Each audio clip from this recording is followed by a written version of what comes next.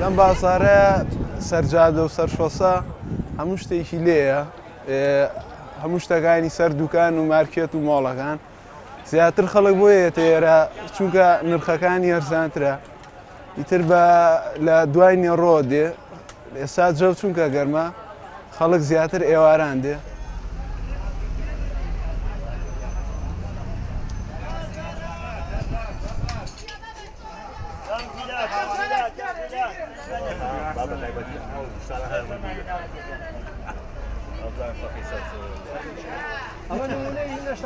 زیاتر ئێمە شتەکانمان لێرە ینی هەڕاجیە هەرزان بەهایە. مەسەلەن پارچەمان هەیە قاتی مناڵانە بە 3000 دوانین بە 5 و هەموو پاژنێوڕوانێک ئێمە لێرە یینەم بازارۆ بۆ ئیش و کارەکانمان بەڕاستی و خەڵکیشمان هەیە مەسەلەن فەرمانبەرە موچێکی کەمی هەیە بە موچەکەی بەشی بژێوی ژیانی ناکە ناچارە بێت پاژنێوڕوان بێتم بازارەوە بۆ بژێوی ژیانی خۆی لێرە ئیش و کارکە.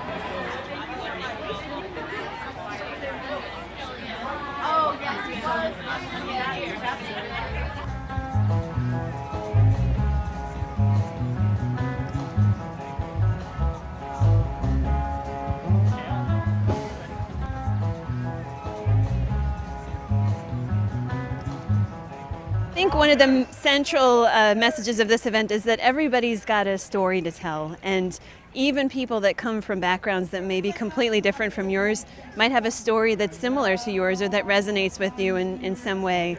And I think if we can be open to each other's stories, we might find our common ground.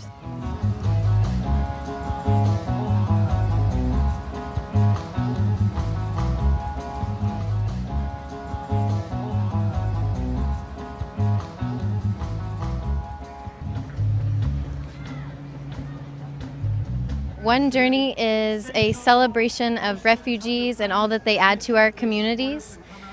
Today we are celebrating the common languages of humanity, be it food, art, dance, technology.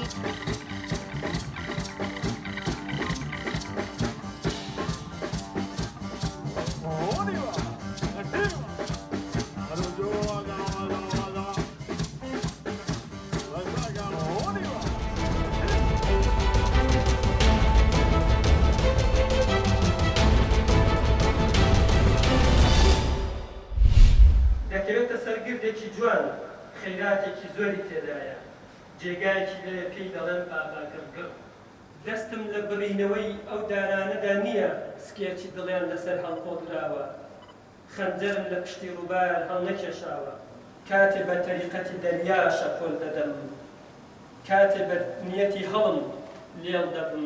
ئەم کۆڕە یەکێکە لە چالاکیەکانی یەکێتی نووسەران لقی هەولێر لەسەر پێشنیاری خۆمە بۆ هاوڕێم جەبال نەجاری کە شاعیرێکە لە تەراوگە دەژی بەڵام پێی خۆش بوو پێکەوە بین. شعرەکانمان ئەوەندەی شارەزای شێواز و سەبکی ئەویش بم هەر هەڵبەستی نوێن ئازادن.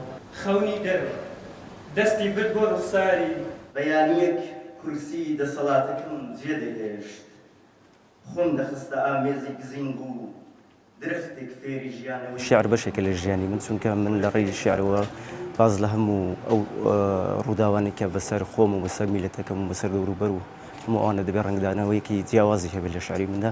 من زیاتر بە حکومەوەی کە تەجروبەیەکی ئێستای هەندێرانم هەیە لە دەرەوە دەژیم ئاشنایەتێکم لەگەڵ ئەدەبی فەڕەنسی هەیە توانیمە زمانێکی جیاواز لە چاوشارەکانی 15 ساڵی ڕابردووی خۆم دۆستم.